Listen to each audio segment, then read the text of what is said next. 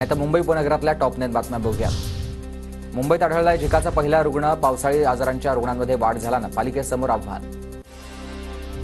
बदलत्या वातावरणामुळे मुंबईत सप्टेंबरमध्ये हिवताप आणि डेंग्यूचा प्रादुर्भाव कायम आहे। हिवतापाच्या 1261 रुग्णांची तर डेंग्यूच्या 1456 रुग्णांची नोंद झाली आहे। मुंबईतील रस्त्यांच्या सिमेंट काँक्रिटीकरणाच्या कामांना 1 ऑक्टोबरपासून सुरुवात।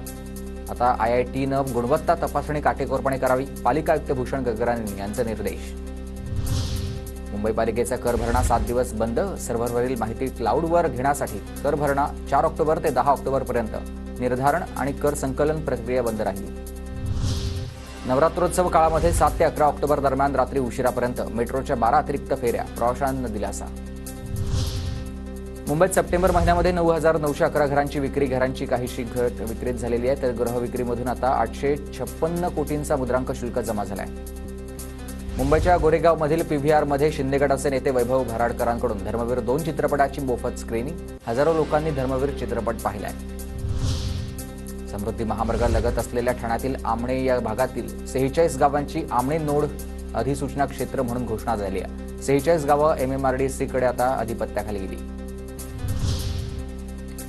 आणि आता पुणे जिल्ह्यातल्या टॉप 9 बातम्या बघूया।